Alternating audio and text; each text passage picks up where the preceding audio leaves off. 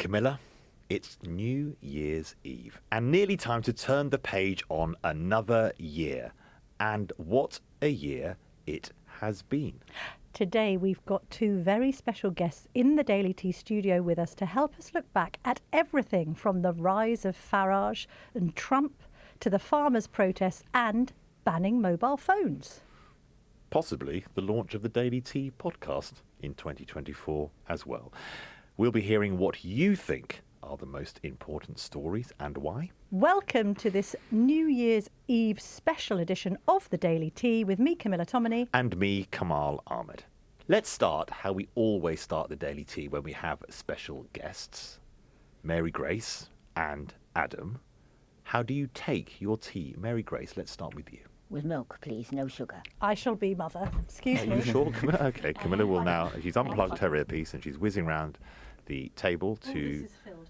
Now, so that is heavy. Are you going to have tea, Kamal? I may have tea today, actually. We may only be able to have 2/3 of a cup. Okay, That's fine. we'll do that. Just with milk, nothing fancy. I'm Mary afraid Grace. not. My Okay. husband insists that he takes sugar because we grow it, but I can't be persuaded that I need Well, we'll get sugar. onto that in a minute. Growing sugar, that's exciting. Adam, do you even drink tea as a young person? Yes, I do indeed. I don't like coffee with a passion. Excellent. And I usually take mine with milk as well. But I am a weird one that likes Earl Grey as well. Oh, he's like Tom Tugendhat. Tom Tugendhat. Okay, you Yes. can still say Adam, because you have said you're a tea man, not a coffee man. Now, Mary Grace, before we get on to a little bit of your life, do tell us, alive or dead, we always like to ask our guests who you would most like to have had or have a cup of tea with. But we do have one little rule. You're not allowed to say any member of your family because that's a bit too easy. Who would that be? Well, I'm a terrible butterfly, so if you'd asked me yesterday, I would probably say one thing. You ask me today, ask me again tomorrow, it'll be quite different. But the first name that springs to mind is Andy Weir, Okay, carry on. the author of the book that became The Martian, and the new book, which is my current best favourite book, the Project Hail Mary, or Hail Mary Project. I can never remember which way round it goes. Fantastic. Someone on your bookshelves, Camilla? No, I've never heard of Andy Weir. Am I We're gonna be looking. weird for not having heard of Andy Weir? I don't know. I'm sure all the people next door with their mobile phones will Are they be... nodding? They're looking up. We're all looking up desperately who this person is now, and I may even get some information through my earpiece at some point. But Adam, let's ask you the same question. Well done, Camilla. That was 4 cups of tea Yeah. in double quick time. Can I just say Brilliantly we done. also have biscuits, We do do have tuck in, biscuits. and we've got some mince pies. Yes. Will that make a Leftover from terrible noise Christmas on the Day. microphone if Yeah, we eat a don't mince chew pie? too close to the microphone. But you can still have one, Mary Grace, please. But Adam, alive or dead, who would you most like to have had or have a cup of tea with? That's a good question, because if it was alive, I'd have a definite choice. But if it's dead, I'm a bit conflicted between two, but it's very cliche ones. Good. on. We love a cliche here on the Daily Tea. So I think I'd probably, by an inch, pick Winston Churchill instead. Yeah, good choice. Since he was practically the most admirable leader that you could find for that kind of age.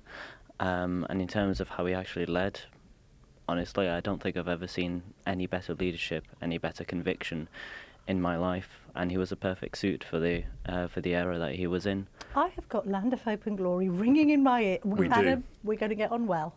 Yeah. Churchill, Andy Weir. It's a different kind of choice, Mary Grace, but we're going to let you But stick yours, with we're that. going to look up who yours is and have a little think about that, maybe even buy the books. So tell us a little bit about yourselves, because the reason you're here is that you are, can we say avid, enthusiastic, regular, prolific Telegraph readers. You love the Telegraph. You hopefully also love this podcast. Mary Grace, first of all, just tell us a bit about yourself. Oh, where to start? I'm a farmer's wife. I live in Suffolk. I have 2 grown-up children and 5 grandchildren. Do you mind if we're a bit impolite, Mary Grace, just to contextualise you on the kind of timeline of life? Yes. Do you mind? And it is a journalistic occupational hazard, which I do apologise for. No, I'm very happy. I had a lot of celebration this year, culminating in becoming 80 on Tuesday. Last 80 week. on Tuesday. Last week. Happy birthday to you. Thank you. Adam, You're a little younger than Mary Grace, not by much. Just a but bit. A little younger. How old are you, and what's your background? Where do you come from? Ooh, good question. I mean, in terms of age, I may be 18, but I am mentally 90 anyway. Right. And I think when it comes to my background, it's a bit complicated. I was born in Surrey, Cobham, although that's within London's borders technically, but it's not. And then I moved up north, and which is why I sound like a northerner. You sound a little bit like Dominic Penner, our political Well, correspondent. he's wonderful. Yeah. Yes. And what stage of life are you in terms of your education? In terms of education, I finished college. I went to a very nice but eye-opening college, to put it mildly. And after that, I applied for two things. So initially, I wanted to go to piloting, and the other thing was an air traffic control job that I just applied to on a whim for Right. the experience of it. I got through the first stage, then the second stage, then the third stage, got on to the online assessment centre, and 2 days after that, I got offered the job. Great. So that would be the way that I'm going so far now. So you still want to be a pilot, but you're Yes. kind of segueing via air traffic control. That's your staging post Yes. to taking to the skies. Wonderful. Little shout out to Lorna Perry. Welcome to you too, Mary Grace and Adam. Lorna Perry is our community editor, and it was actually her idea. She's in the gallery somewhere, I think, going to wave. There she's waving. It was her idea to show the breadth across the generations of the people who are our brilliant audience. Indeed so. From 18 to 80 is wonderful to have you, very different perspectives. But Mary Grace, give us a little bit more of your backstory, because it's pretty amazing, particularly when you tell us about your regular journeys to Japan. I'm sure our listeners and viewers would love to hear a bit about that. Well, it's quite boring, really, but I've taken groups of young people to Japan on a variety of occasions. I've actually been there 71 times. Wow. Wow. Yeah, 72 actually, now I think about it, 72. That's almost every year for every year that you've lived, Mary Well, Grace. some years I went 3 or 4 times. Goodness me. Yes. When it was in full flow, I was taking at least 3 trips a year. You're being very shy, because we've got written down here that you've got an MBE Yes, the And- Queen was very generous. and you've got an ORS, which is an Order of the Rising Sun, for your work with children. Anglo-Japanese relations. Well done. And these Poem. would be grandchildren often of Far Eastern prisoners of war. That's correct, yeah. particularly. Or civilian internees, Hong Kong and so on. How did you get involved in that, and what? By Just mis- tell us a bit of that story. By mistake, Okay. yeah. By missing a train and therefore having an hour to hang about in London, and remembering I'd got an invitation to an exhibition at the Daiwa Foundation, which was just down the road from where I was waiting for my train. So I went there and met up with an old colleague, and as I was leaving the room to go back to the train, he said, "Oh, she'll do," to his neighbour, who also worked in the Foreign Office. And before I knew it, then I was all involved. I was already taking school children to Japan, but then I was all involved in this Murayama initiative to take the grandchildren of Far Eastern prisoners of war and civilian internees back to Japan. Was there any particular reason for Japan as a place that you were interested in, or was it just That was coincidentally another that you mistake. went to? Yeah, no, that was another mistake, because I didn't have a job when I graduated from university, because I had done 2 years of natural sciences and 1 year of Japanese. And the only decent job I'd been offered was Rio Tinto Zinc, but I had to go to Australia and study there and spend 10 years on contract to them. And I wasn't sure about that in the 60s. It didn't sound like a terribly good idea. And then my father met up with some Japanese visitors to his company, and they were bemoaning, he and the leader of the Japanese group were bemoaning difficult daughters. And we had my father knew nothing about Japanese culture. And at the end of the evening, several glasses of whatever later, the Japanese gentleman said to my father, "Well, of course, if there's ever anything we can do for you," my father, British, made a joke, "You can find my daughter a job." No joke, no. Next thing, I've got a job in Japan. So I got on the train and went to Japan. Fabulous. I feel like saying konnichiwa Yeah, and konnichiwa. daily tea. Thank you, Mary Grace, and Adam, to you too. Yep. Before we get into the meat and bones of what has been a pretty newsy year, Yes. there's been 2 elections, all sorts of other monumental stories that we've covered. Just tell us quickly, how long have you been reading the Telegraph, or indeed looking at the website, and what do you like best about it? Adam? I've been reading the Telegraph for a good 3 years, I'd say now. Who do you like best, or what do you like reading most? News, sport, entertainment, or is there an individual writer that you enjoy? I think in terms of my best section, that'd probably be finance. I love finance a lot. My mother is into finance as well. She owns a financial advisory company. Cool. And it means that I have a load of numbers in my head that I always like to put to random things. Great, sounds like Kamal. Yeah. You love a bit of 100%. maths, don't you? Very good. Yeah. And Mary Grace, how long have you been reading for, and who do you like best? Well, I was to brought read? up, probably sacrilege to say, on the Daily Mail and the Manchester Guardian. We need to edit that out. Come on, Yeah. just make a note. Both very fine news They are. organisations, We Camilla Tominey. have lots of good friends Yes. at both the Mail But and when the I Guardian. met my husband, I moved into a staunch Daily Telegraph family. His family had read it from the year dot, as far as I can imagine. Thoroughly upstanding and Yes. brilliant people that they So sound. I converted very rapidly overnight to the Daily Telegraph, and I've loved it ever since. So Wonderful. Any particular writer you like? now I never remember names. The fashion lady Liz Armstrong. Lisa Armstrong. Love her. Yeah. Stylish Brilliant. lady. The wonderful lady who does the food bit in the Sunday. Xanthi Clay? Yes. Yes. Wonderful. And then something Money Coots. Yes, Sophia. Sophia, yeah. Sophia, I love her articles. I love it. Excellent. Listen to the girl power going I on know. the Telegraph as Absolutely well. eh? fantastic. Just Yeah. didn't mention Camilla Tominey, sadly. But anyway, Adam, No, I hear one thing Or on the Kamal briefing. Ahmed, No, I really. know. No one ever mentions Sorry. me. Adam, one thing I think you shared with when we were doing the research for this is you don't like social media. Now, as an 18-year-old, that is very interesting.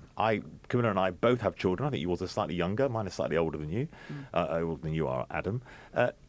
Tell us about your social media dislike. I mean, it just started with me not being interested in it. I tried the early version of TikTok, ironically, before it all blew up. And I just didn't like it after 20 minutes of using it, and uninstalled it. And from there, since I never really use social media afterwards, just use messaging apps. Technically, I use WhatsApp and Snapchat as a messaging app, but that's about it. I don't use it for anything more than that. Why? Because you find it vacuous or a waste of time? Or... Yeah, I realised later that it was just a waste of time. You could see everyone being on their phones constantly and being obsessed about themselves and about Yes. being with others and taking photos of themselves with others instead of enjoying the moment. That's a very good point. Narcissistic tendencies brought out by social media. I do Yeah. think that at concerts, are you ever going to look back at these photos? Just listen to Elton John belting out his farewell tour. Why are you taking pictures? 100%. Mary Grace, I saw you were nodding enthusiastically there. Are absolutely. you a user of social media? I have a Facebook account. I did join a couple of work-related groups, not actually frightfully useful as it turned out. I have used it to find long-lost friends. Yes. That I have used Handy. it for, yes, and that's worked. But otherwise, no. Just my sons post on it, so I see them and some cousins and so on. I see what they're doing, but don't Very respond. healthy. I'm feeling a very healthy space here. I know. I tell you what. Let's make Unlike it you and unhealthy. me- I'm going unlike you and me, I'm Camilla. reaching over and having a mince pie. if nobody You likes. get in there. Do you want one, Kamal? I will, actually, yeah. Thank you so much. They are delicious. Yeah. Are they? They're good ones. Yes, Thank I you. hope I'm not mucking up the microphone want by something, eating Adam? mine. Yeah. I'll No. have a fox biscuit, thank Oh, I you. don't know love if these that. are, we had It's a little jabby dodgy. Mary Grace Xanthi on our pre-Christmas Christmas special. She and William Sitwell, who Oh, yes, also no, I writes like on him as food well, for of us, and we course. love Yep. him, and they recommended, I think it was Marks and Spencer's, or Marks and Spencer, sorry, not plural. These Marks are and Spencer. Tesco's finest, and they're Tesco's not bad. finest, not No, bad at all. Okay, No, very, very good. Xanthi gave them quite a lot of points. Did she? Yeah. Okay, well that's very good to know. Right, shall we kick off with the Tories? Why not? We've just been celebrating the Telegraph, sometimes known as the Tory graph. Yeah. Bit unfairly, actually, because we're probably more critical of the Tories than any other newspaper in Britain, but there you have it. Now, obviously, they've been on a bit of a journey, like Robert Jenrick. The Conservative Party's been on a journey. We now have Kemi Badenoch winning the leadership contest. Only about half of Telegraph readers think that she was the right choice. So what do you both think? Do you think that she can overturn Labour's admittedly loveless landslide? Or are you thinking that actually you might switch loyalty to Farage. Or You're Keir Starmer. Who Or Keir knows? Starmer. You're grimacing. Or the I Greens. just said Farage, and Mary Grace grimaced as Yeah. if this mince pie had gone down the wrong way. Why, Mary Grace? Why are you doing that? Well, I'd be very interested to hear what Adam has to say on this, because after all, it's his vote and the generation of his age that's really going to count. We're a breed of dinosaurs. I mean, I enjoy my life as an ancient Briton in the Jurassic, as I tell my students when my IT fails yet again. They have to come and rescue me. But I've been a Conservative all my life, and I agree with the basic premises of what the Conservatives reportedly stand for. I just haven't seen it in action recently. I was fascinated by your choice of Winston Churchill. I think if on another day, I would have picked him. Yeah, just that he wasn't in the forefront of my mind at the time. But of course, he lived in a different era. Yes. He wasn't hounded by the press. Yeah. Do we hound? Or by social media. Do we hound Mary Grace? Do you Well, think we're a bit harsh? I don't know, but unfortunately, the people who become, again, you may disagree with me completely here, but I feel that people who become our leaders, whom we elect to be our leaders, get distracted by all this social media and press. So, I mean, poor Rishi Sunak, trying to concentrate on world affairs, and he's got 100 press sticking, somebody's had some sleazy event, there's some social crisis blowing up in Parliament. What does he think? No, we should let him get on with the job he's supposed to be doing, not keep constantly making him divert his energies to do other things. And I actually had some hope that Keir Starmer might be able to stand up to this. And whether I liked what he was doing or not, it was at least good that he might actually do something. Now, But I was let down within 5 minutes. We've had how many cabinet members disappear without a trace? Well, Louise Haigh, we've had Donergate, Yeah. we've had dodgy budgetary decisions that affect you, Mary Yeah, Grace. absolutely. Yeah. You're losing your winter fuel allowance. Yeah, yes, all of that. But again, if I could see a purpose to that, if I could see what Kemi Badenoch is now saying, once we can sort out this donor society that we've become, this social problem that we've got, then we can go ahead and get it sorted. And I had hoped that we would hear strong policies from Keir just designed to do that. interesting that you say that, Mary Grace. Adam, you came to our live event, which we recorded, Camilla, in the theatre here at the Telegraph a few months ago.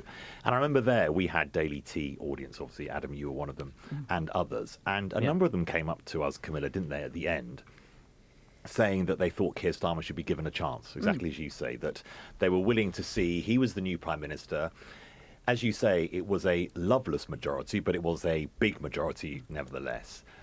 But I think, and the polls say this as well, Mary Grace, that lots of people have had their expectations sort of slightly, their expectations haven't been fulfilled by what Keir Starmer has done. It's interesting you say that. Adam, when you look at Conservatives and reform, and as you say, Mary Grace, your generation is going to be more significant over the next few decades. Do you think to yourself, I'm still backing and thinking about the Conservative, or do you look at Nigel Farage and think that his argument that he could be the next Prime Minister is actually more attractive to you? Well, I had a temptation at the actual election, depending on how it went with my constituency, whereby if I could vote for reform. But the thing is, then I have loyalty to Young Conservatives as a member of them. So it felt a bit like betrayal, practically, going against Conservatives back. But other than that, I think when it comes to reform, my opinion of them is quite mixed. I get why they exist, and I get their actual aims and their purpose, but I don't feel it's actually accomplishable or realistic, because they're following the populist ideology. And populists don't generally get into government very often, and it means that it can't actually action out what they're saying, which is a benefit for them in the fact that it means that they don't actually need to prove to the people that they're actually able to do these things. They're able to just talk about it, which is the same theory, realistically, in opposition as well. Let me ask you both, were you happy with Kemi being elected as Conservative leader, or would you have rather Jenrick? Mary Grace? I don't think I was terribly excited about either of them. Who would you have preferred? I lose track of names, but there seem to have been people who've been hanging around in the background for a while. There was a Minister of War, a Minister of... Oh, Ben Wallace? Yes. You would have liked him?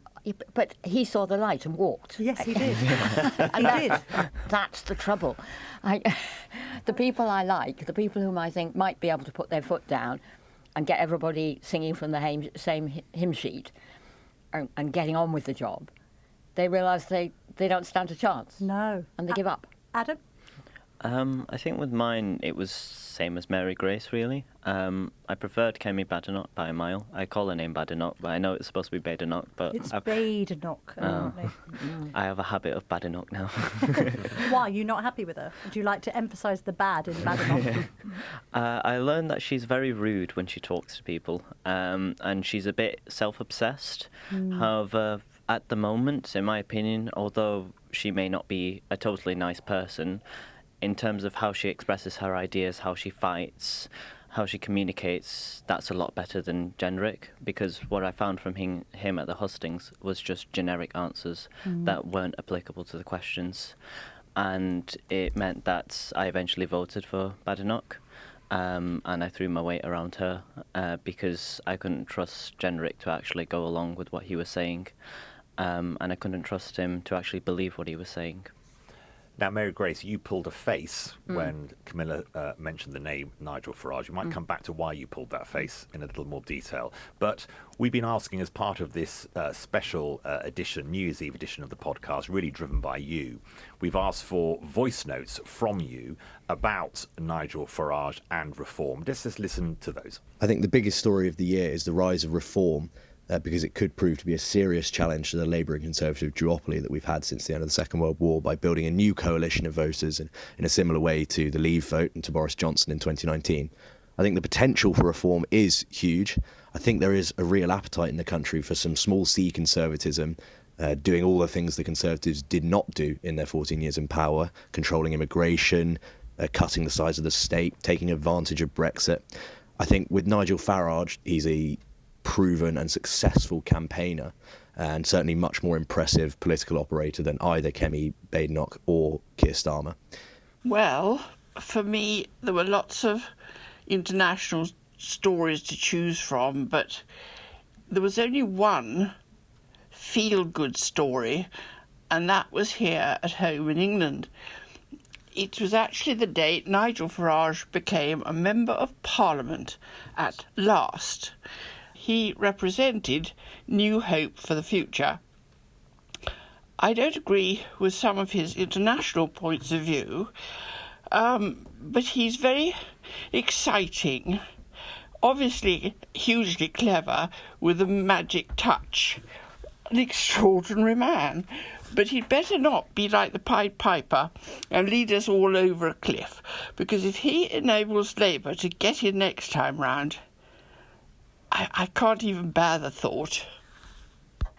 So the voices we just listened to there belong to Theo Sivia and Camilla Coates-Carr. And they were talking about the biggest stories of the year. Both of them focused on politics. And as you could hear there, particularly from Camilla, I mean, she seems to be a Farage fan. And I think Theo also making the point that Farage is a better political communicator than the opposition, than Kemi Badenoch or indeed Keir Starmer. But you grimaced when we mentioned him earlier, Mary Grace. Why? Well, I think probably two sort of truisms come to mind. One thing is fine feathers don't make fine birds, and fine words butter no parsnips. He may be a very good communicator, but I don't, like all of these people on the hustings, what I want to see is what's actually going to happen. I almost want somebody to come up to me and do Economics 101.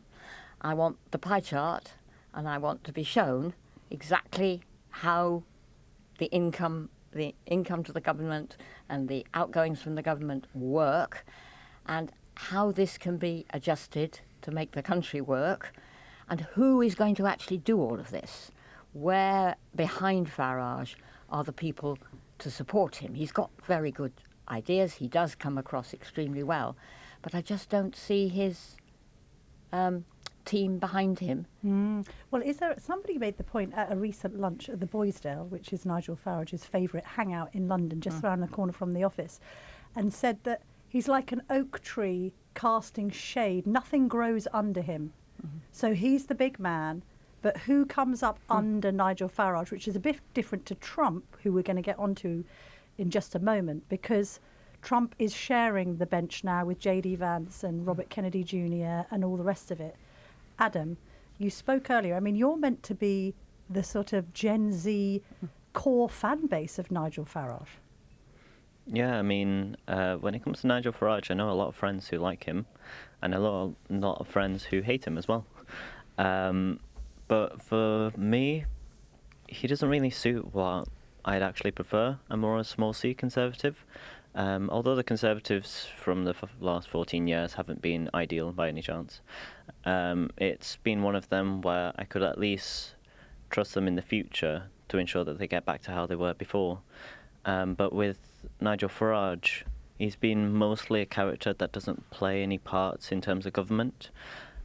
He's not proven himself in terms of government, and he's not shown that he has any real experience in terms of actually how it is in government, because from his manifesto and the actual outgoings of that, that's completely stupendous with the amount of money that they're planning to spend. It's almost on Labour terms there.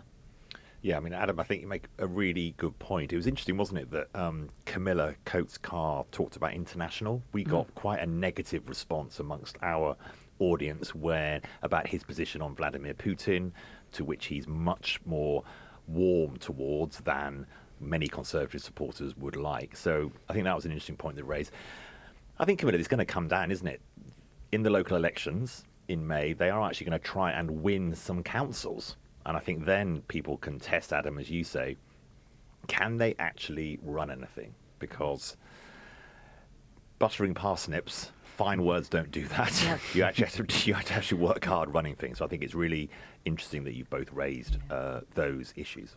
On that note, Mary Grace, obviously as a farmer's wife and somebody who married into the farming community, have you gone on either of the protests in Parliament against the changes to inheritance tax? Are you minded to? What's your view of Labour right now on that particular policy? Obviously, it's not a policy I'm very happy about. The only people who are going to win, as far as I can see, are the lawyers. Mm-hmm. I mean, I can't believe we're the only farming family who haven't immediately had to alter our wills. Yes. Because there was no alternative to that. Because I suspect that some of that, even if some of it gets thrown out, the £1 million bit between husband and wife, that will stay, because that is quite a good idea in a way.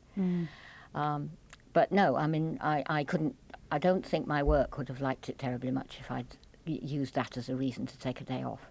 So I couldn't. And Adam, your assessment of Labour so far? I think in terms of my expectations, I would say my expectations were just below average, or below average in general. In terms of how they're doing at the moment, though, I think they're in the bottom of hell at the moment. Yeah. I was wondering which way that was going to go, Adam. Yes. Very well delivered. Yes, right. I mean, Yes. honestly, get off the fence and tell us Yes. what you really think. Can I ask now? I think I know the answer to this, but there has been discussion within conservative circles and people we interview. Is reform the biggest risk to the Conservatives, or is people staying with Labour, or even moving across to the Liberal Democrats the biggest risk, particularly across southern England? I'm assuming you may both agree that actually it's reform where the Conservatives are going to have the political fight, not worry too much about the Lib Dems or not getting people back from Labour. Adam, you're nodding enthusiastically. I mean, yeah, for me, my stance with the Lib Dems has always been where they're a party that exists solely for the reason of, if you don't like Labour and you don't like Conservatives, there's a party in between for you to vote and act as neutrality. It was like the US signing the Neutrality Act before the First World War. That's basically it. With that party, there's not much more to it. If you ask an average Lib Demer on what they think about what Ed Davey is doing and his policies, most times you're going to find that they have no idea what's happening with him. And it's just there for people who are too frustrated with both sides. I mean, I know with at least Reform, the people there actually have a purpose and they have a reason why they voted for them other than not liking the Conservatives or Labour, for a matter of fact. But especially with the Lib Dems, there's just no chance of them actually being a prosperous government potential. With Reform, at least, there is a slither of hope. But, yeah, in terms of like a full-party system with Lib Dems, that's not happening at all. Do you think Reform would work well in a coalition? I think Reform would be one of the... I want to say kindergarten, but that's American. Imagine a nursery where you have the teachers all bunched up here in the middle of a circle, and then you have all the children on the other side. Reform would be the little children on the other side absolutely smashing everything to bits and complaining constantly and having tantrum, but sometimes for good reason as well. I mean, they're not just doing it for the sake of it. But it's one of them where there'll be the background character in the government, same as Lib Dem was with the Conservative government, but Lib Dem got a lot of heat for being in that government as well. I'm wondering who are the teachers in this scenario? The Lib Dems, led by Ed Davey, are obviously the ones on the zip wire outside. Yeah. Who's running this nursery? I think Larry the Cat is, to be honest, at this rate.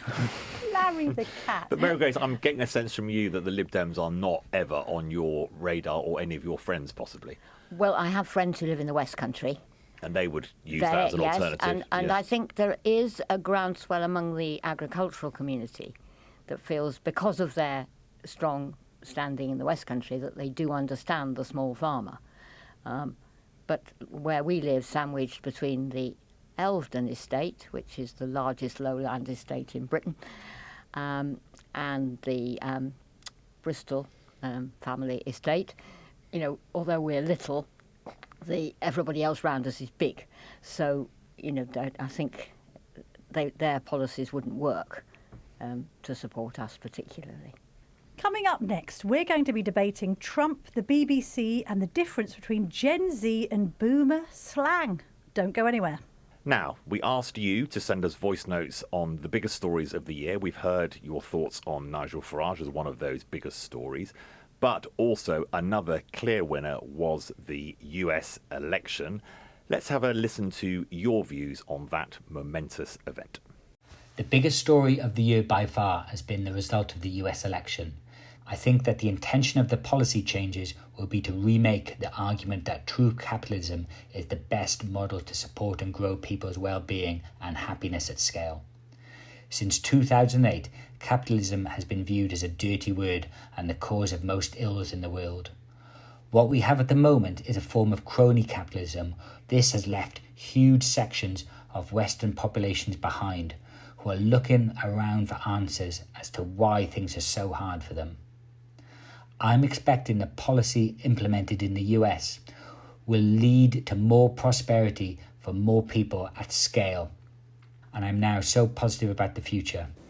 While Labour's landslide in the UK general election may prove the most significant for me and my family, the biggest story of the year must surely be the result of the American election. We face an uncertain future with conflicts in Eastern Europe and the Middle East, as well as economic challenges, including high government debt levels and the continuation of the Green Agenda. Who sits in the White House is likely to matter a great deal. I've not missed one of the podcasts this year, so well placed to consider the most important topics covered. The high point for me is Tim's impression of Trump talking about cats and dogs, which I can still hear ringing in my ears. Going to be particularly interested now in what Trump does manage to achieve as regards Ukraine, which is something else you've been talking about. My wife and I have not missed an episode of the podcast. Pressed to select one as perhaps the best, I think we would go for the time that Camilla was let loose in America and took us very much to the battlefront. And we very much gained the sense of we were there right on the ground and getting feedback from both parties, sensing the increasing confidence of the Republicans and the increasing depression amongst Democrats. The voices you heard there were Jonathan Hoskins, Emma Pelly, Paul Etherington and Stephen Jackson. Adam, let's start with you. What do you make of Trump? At the beginning, I hated him with a passion, especially from the 2016 election. But by then, I was only 10, so doesn't really make a difference whether or not I hate him. Later on, I still don't really like him as a person, but I do like his policies, at least for the most part, most of them, especially with the Chinese policies and with the foreign policy. Not to do with Putin very much, since I think it's quite hard to like Putin as a person and to be in favour of him. And I think when it comes to the Chagos Islands, the economy, Chinese policy, and immigration, he has somewhat of good ideas for them. When it comes to him as a person, he's just not for me. I can see through him partially in terms of what he actually wants and what he aims for the US.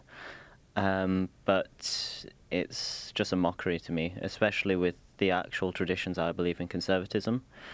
I know a lot of people in Telegraph comments will disagree, but the dislikes don't faze me. Mary Grace, Donald Trump, or would you have preferred, whatever her politics may have been, Kamala Harris to have won?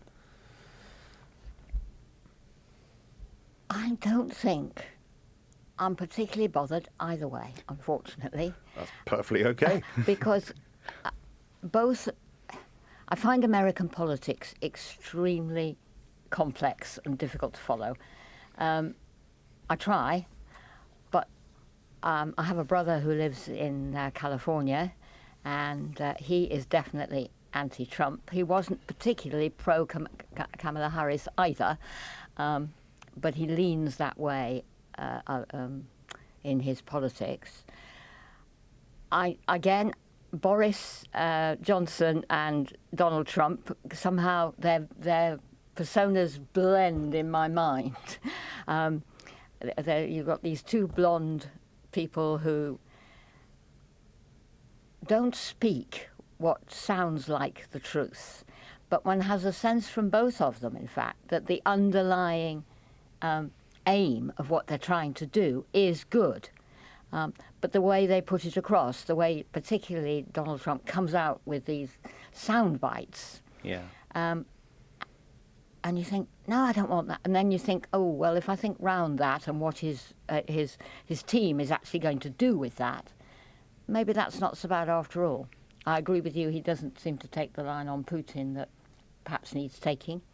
But then I've got a large number of Ukrainians in the classes I teach, so perhaps I'm coloured a bit by that at the moment. I'm getting a sense, Camilla, from Adam and Mary Grace, that people do want a bit more depth from their leaders, and they actually want that detailed working to say you're good enough or strong enough or clever enough to run a country.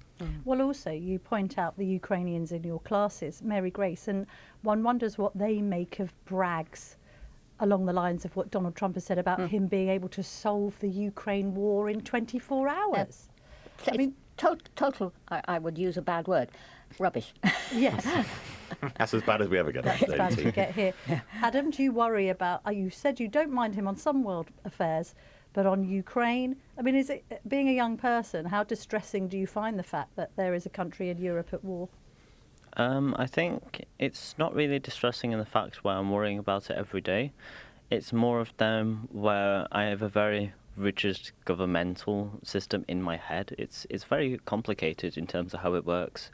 But I have a mini parliament in my head where I'll have the House of Commons that presents a random idea, and then I'll try and debate it with myself to see how it goes. Yeah. And after that, I see how it would actually fare out, and how it would apply to the real world.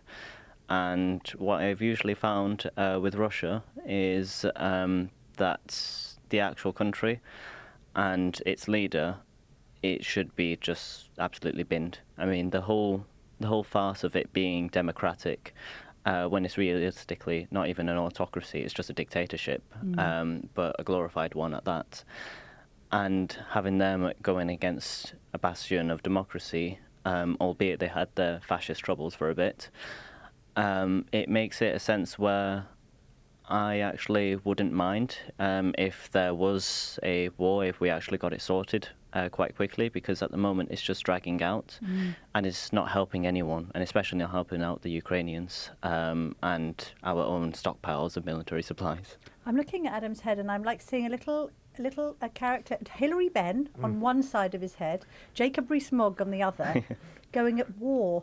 And this little small parliament set up inside his brain. Yes. It's almost a movie. I can feel it. I can feel Pixar on the phone calling you, Adam, saying, Adam, what a great idea. Let's just make that into a movie. 'Cause Yes. it's right there. It would be And like my sense is, political Camilla, Inside Out. yes, and I feel, Yes. Camilla, we will be inviting Adam back to the Daily Tea in Yes. probably about 15 years as literally the Prime Minister. Yes, that's right. So that'll be very good. Yeah, I'll vote for that. I would have voted for myself, though. We've got one endorsement for Adam as a future Prime Minister. Should we get on to generational differences? Let's do this bit. Let's do it. Now, to finish things off, we thought we should discuss a few of the biggest talking points among our readers that tend to divide generations. Let's start with the BBC. Why don't we? So, a whopping 84% of our readers think that the licence fee should be scrapped. What do you two think? Adam? Scrap it. Bear in mind, Kamal did once work for this august institution. I am one of the few in terms of my generation that actually understands what the BBC is about. With a lot of mine, my friends at college especially from before, they actually thought the BBC was a mouthpiece for the government, when it's quite clearly not. It's very anti-establishment in many ways, and it criticises every government, no matter which one it is. But it does it to different proportions of each one. What I find with it is that it is biased in some areas. In some areas it's not, for example, technology. But in some areas like politics, it's a lot more progressive, a lot more liberal, but not in the good sense, in the more extreme sense. So it tends to go against what would actually be common sense. It'd be more towards extreme of both sides. So, for example, you had the problem with the Palestine-Israel conflict inside of the BBC, and the Jewish journalists there being absolutely terrified. And you have the LGBTQ problem there. Not that being LGBTQ is a problem itself, it's just that the extremity which is being taken to internally at the BBC is unbelievable. But I do believe the BBC is actually salvageable. Many people would just say scrap it. I think it's one of them British institutions that gives us a lot of soft power, and we could use that for anything else that we'd like to in the future. So it's better to keep that opportunity that we have there lying around and make sure it's in check in the meantime, and have it as an actual bastion of where we can actually produce our own ideas and not be overturned by the rest of European media, or especially US media, because that's a whole different story by itself. Yeah, I'm nodding along to that. Particularly, I've just done a cruise down the lower Danube and visited all those countries which were part of the old Yugoslavia and part of the old Russia and so on. Did you book that through Telegraph Travel, Mary Grace? I have to say we're loyal to Viking. Yeah, fair enough. Which is fun. Other cruise lines are available. Yeah, Midsummer Murders and wonderful. And the like. No, all the young people we met on that trip, and we met a lot of them, two things surprised us. One was their optimism, having regaled us with how the Nazis walked through, the Ottoman Empire had been there, the Russians had walked through, all these different people who'd walked through their countries and left chaos in their wake. They were extremely positive and optimistic about a future. And one of their only reliant sources of good, unbiased information was the World Service. And they were all totally addicted, if you like, to the World Service. And they would quote it back to us, oh, well, tell us, we heard this on the World Service. And we've come across the same in Czechoslovakia, both bits, and in journeys throughout Eastern Europe. And my brother's mother-in-law, who was Czech, when she arrived in England after terrible journeys, because this was before she was allowed to leave the country properly, she would sit glued to the BBC all day. because back in Czechoslovakia, she wasn't being told anything about what was going on in the world. Sure. Wow. And she learned her English watching the BBC News. And I think Oh, that's... at least we've got a double thumbs up from our audience here, although you don't all agree with such a positive future for the BBC.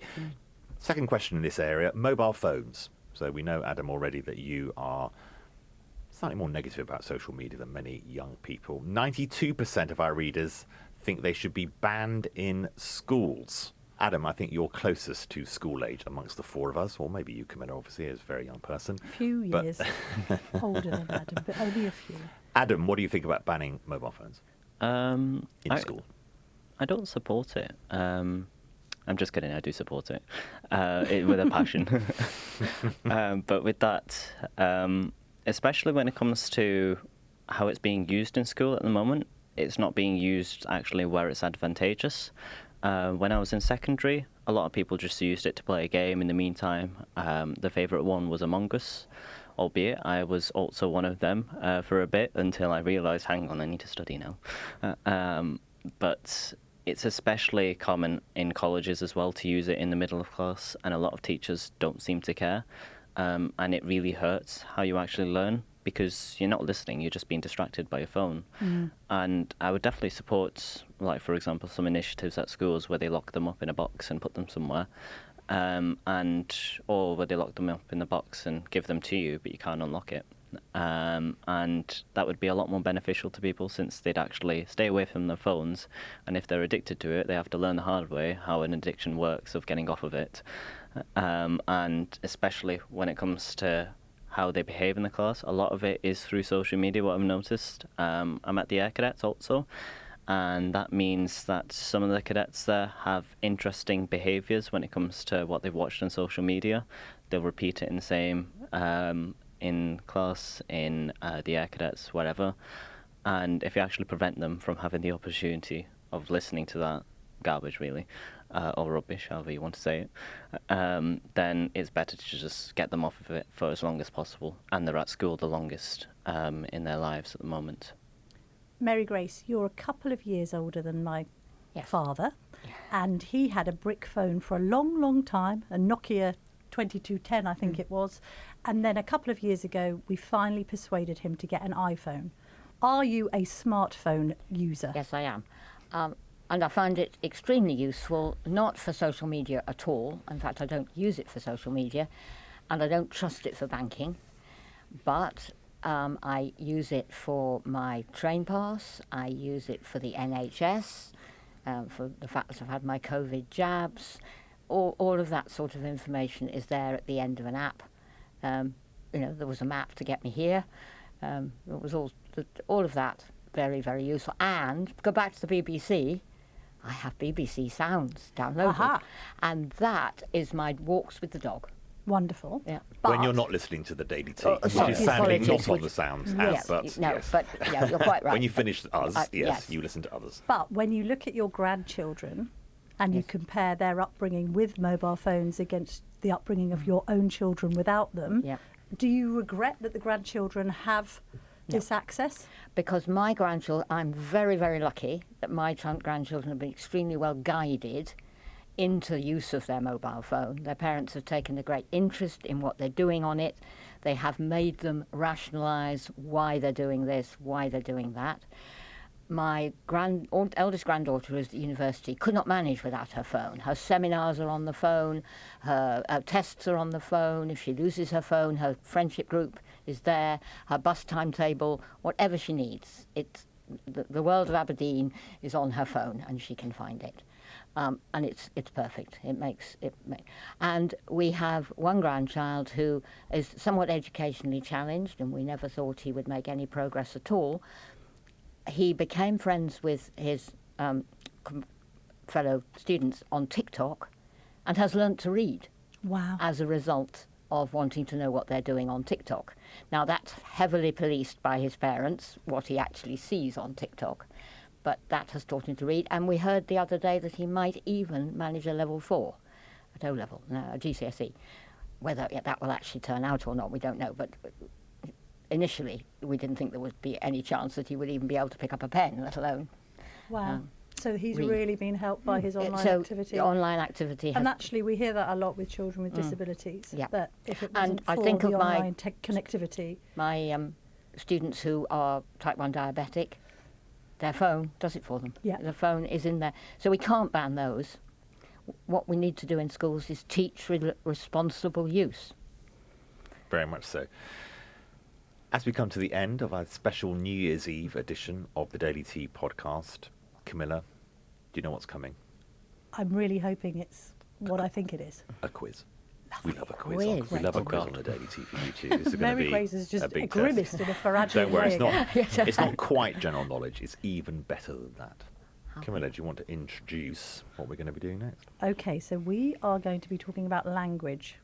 It's a huge bugbear for the Telegraph audience. Simon Heffer speaks to it greatly. It's the use of slang. It's Americanisms, Mary Grace and Adam. It is how our language, if I may say this, on New Year's Eve has been bastardised. So we're going to do a little slang test and see, we're going to pit the boomer, if you don't mind me calling you that, Mary Grace, No, not at against all. the Gen Zer and see who comes out on top. Isn't that fun? Kamal, you kick off.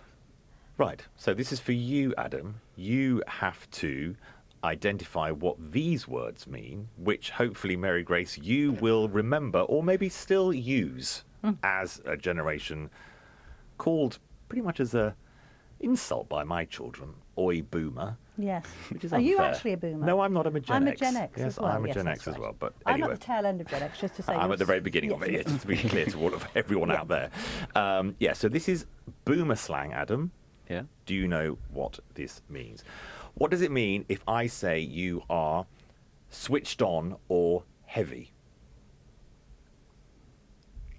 Good question. I think I might need to give a politician answer to this because I have no idea at all. I'm going to assume it's if you're... I don't even know, to be fair. I'd call you very switched on. Oh, I'd say probably then whether you're... Could be an insult. Who knows? Adam? She may not like you. Get that parliament going in your head. I'd say either very active, dizzy with switched on, or quite lackadaisical or boring with the heavy bit. Now, we've got cool written here, Mary Grace. Would you say cool if someone is switched on or heavy? I can see cool, but switched on is really clued up. Yes, clued up. I would say so. It's hip and cool, isn't Yes. it? I would say Yeah. so. Okay, what if I told you, Adam, to hang loose? I think that would be more of letting it go and having a freestyle of whatever you're doing. Yes, take it easy. Now, this is obviously true. If I said that Camilla and I were a couple of squares, what would I mean? As a compliment, I would suggest that maybe it means that you don't cut any corners, so you're not a circle. Oh, I love that. Oh, I like that, yes. I think it actually means we're geeks or neeks or nerds. Oh. Neeks, what's a neek? It's a cross between a nerd and a geek. Oh, no. Sorry, Sorry, we should have I added that to the list. I wouldn't have Mary said that. Grace, do No. you know what a neek is? Yeah, I know what a neek is, but I wouldn't have said that that's what square meant. I think square means that you're possibly slightly behind the times, but well grounded in what you are. Yes, a bit old-fashioned. Yes. But Okay. quite sensible and Yes. intelligent. Yeah. Right. Well, as you're on a roll, Mary Grace, let's see if you can recognise some Gen Z slang. Oh, probably not. What does it mean if I say today that your outfit is fire? Oh, yeah, well, yes. I mean, it's obvious, isn't it? It's jazzy with it. Yes, very Yeah. cool. This is, you see, as a Lisa Armstrong aficionado. Oh, yes, she knows. Mary She Grace knows her knows stuff. this. Yeah. If I was to ask you to spill the tea, what should you do? Spill the beans, I know. Spill the tea. You know, a little You're hint close there in there, our eyes. Mary little Grace, you're eyes. close there. Oh, right. Well, talk about the gossip. Yes. Yeah. Water cooler moment. One of the reasons we name this a Daily Tea is because it is a podcast of gossip and Yeah. Yeah. debate and intrigue, we hope. And then what does it mean if I say that Adam has a lot of riz? Oh, yes. That's a hip hop word, isn't it? It goes with Bob Marley and co. And I have no idea what it actually means. Adam, if you have Riz, what do you have? You're very good with chatting up with someone, from what I understand. Oh, You you've got are. a bit of charisma. Oh, is that Charisma. Riz? Yeah. You're good with the ladies or the men, if that Yeah. floats your boat. Yeah. Yeah. Mary Grace. Thank you so much, you two. It's been an absolute delight to speak to you both and to see readers in the flesh and chat out what's been going on in 2024. We're very, very grateful to you both for your time because you both travelled here, Cheshire, Suffolk. Yes. Have a wonderful 2025. Yeah, you too. What more is left to say, Kamal? We want to say thank you to all of you for being with us on this journey. We launched this podcast in May of this year. We were immediately plunged into a general election. We then had a US election. We've been covering war and conflict and who makes the best mince pies. It's been a lovely journey with you, Camilla. I want to wish Likewise, you Big K. a happy new year for 2025. And thank you to everyone for listening and watching The Daily Tea as it goes into its second year. We'll be back next year, 5 p.m. Yes.